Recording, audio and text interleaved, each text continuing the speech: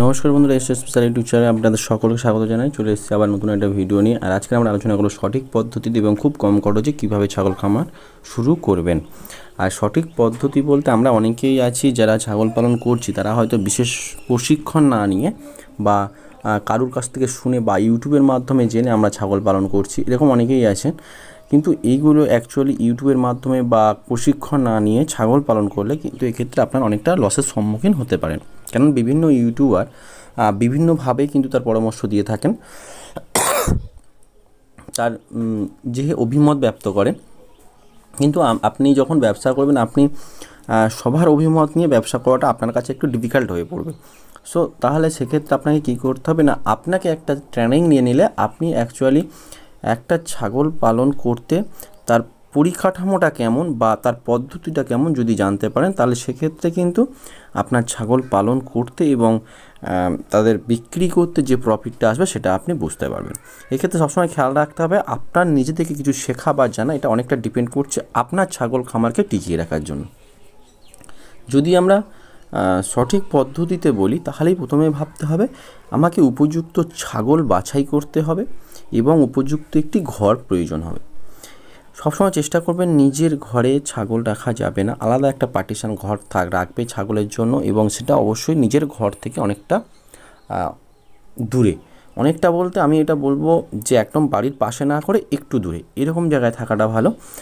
কারণ মশা মাছি, তারপরে বিভিন্ন কীট, এগুলো ছাগল খামারে হয়ে থাকে। সবসময় পরিষ্কার পরিচ্ছন্নতা রাখতেই হয়।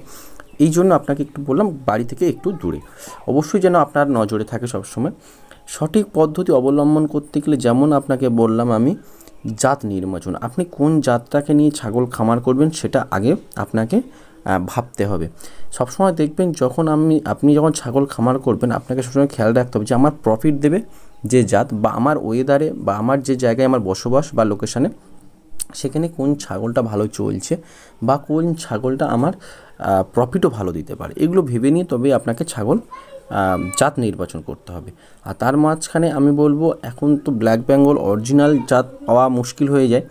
আপনাকে নিতে গেলে সেই ব্ল্যাক বেঙ্গল হয় ক্রস, নয় ব্ল্যাক বেঙ্গলের সঠিক জাত তো পাওয়া মুশকিল, সেটা আমিও নিজেও দেখেছি, মানে পাওয়া সত্যি খুব ডিফিকাল্ট। যাই হোক, হয় ব্ল্যাক বেঙ্গল আর নাহলে ব্ল্যাক বেঙ্গল ক্রস আপনাকে বাছতে হবে। সবসময় চেষ্টা করবেন এমন ছাগল যেটা 6 মাস অন্তরে আপনাকে 2টো করে বাচ্চা দিতে পারছে এবং রোগ প্রতিরোধ ক্ষমতা ভালো, মাংসের চাহিদাটাও ভালো। এই ক্ষেত্রে আপনাকে ব্ল্যাক বেঙ্গল ছাড়া কিন্তু দ্বিতীয় কিছু ভাবার বিষয় নেই। আপনি যদি বারবারই ভাবেন বা তোতাপুরি ভাবেন, আপনাকে কিন্তু ব্ল্যাক বেঙ্গলের মতো এত বাচ্চা দিতে পারবে না। আর আরেকটা জিনিস থাকে, সবথেকে কম খরচে বলতে আপনার ব্ল্যাক বেঙ্গল বকরিগুলোর দাম একটু কম হয়, আপনাকে এটা কালেক্ট করতে হবে। সবসময় আপনি যখন খামার করবেন, আপনি 1 বছর 15টা 10টা 20টা পালন করে দেখুন, এবং সবসময় চেষ্টা করবেন ছাগল খামারে আহামরি কিছু নেই, খাটনিটা প্রচুর আছে। আপনার খরচের থেকে খাটনির পরিমাণটা বেশি। আপনাকে সবসময় খেয়াল রাখতে হবে খামারে যে ছাগলটা রাখছেন বা যে কটা ছাগল রাখতে, খাবারটা যেন রেডি থাকে আগাম। খাবারের উপরে ডিপেন্ড আপনার ছাগল খামার। আপনার ঘর করছেন, ছাগল আনছেন, এইবারে দরকার খাবার। এই 3টে জিনিস যদি ঠিকঠাক থাকে, আপনার ছাগল খামার খুব সুন্দরভাবে এগিয়ে যাবে। অবশ্যই চেষ্টা করবেন যদি ঘর করেন, যদি মাচা পদ্ধতিতে করা যায়, অন্তত ছাগলের রোগ অনেকটা অংশে কমে যায় এবং সেই সঙ্গে এদের গায়ে কীট খুব পরিমাণে কম হয়। সব সময় পরিষ্কার পরিচ্ছন্ন রাখলে সেটা আরও বেটার হয়। এক্ষেত্রে আপনাকে খেয়াল রাখতে হবে এইগুলো অবশ্যই মেনে চলার। আর সবথেকে বড় জিনিস হচ্ছে, যখন আপনারা ছাগলটা পালন করছেন, তার যে সবসময় ভ্যাকসিনেশান এবং ভিটামিন, রোগ প্রতিরোধক ওষুধ, এগুলো আপনাকে কন্টিনিউ যতটা সম্ভব ইউজ করা যায় সরকারি যে স্বাস্থ্য কেন্দ্রগুলো আছে সেখান থেকে কালেক্ট করা। তবে চেষ্টা করবেন ছাগল প্রেগনেন্ট থাকাকালীন ভ্যাকসিন করবেন না। এতে ছাগলের বা মা ছাগলের অনেক সময় বাচ্চা নষ্ট হয়ে যাওয়ার চান্স থাকে।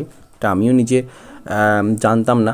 আমি যাদেরকে করিয়েছিলাম ওরা বললো কিচ্ছু হবে না, করানোর পরে বুঝলাম যে আমার কিছুদিন পরে বাচ্চাগুলো মারা গেছে।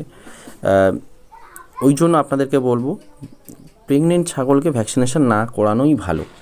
তা আগে করান, সেটাই ভালো হবে প্রেগনেন্ট হওয়ার আগে, কিন্তু প্রেগনেন্ট অবস্থায় কোনো ছাগলকে ভ্যাকসিনেশান করাবেন না। যাই হোক, মোটামুটি এইভাবে যদি আপনারা সঠিক পদ্ধতি অবলম্বন করতে পারেন তাহলে ছাগল খামারে আপনার কিন্তু লস নেই, 100% প্রফিট পাওয়া যায়। শুধুমাত্র ঘাসটা বা খাবারটা যদি আপনার পর্যাপ্ত পরিমাণে থাকে।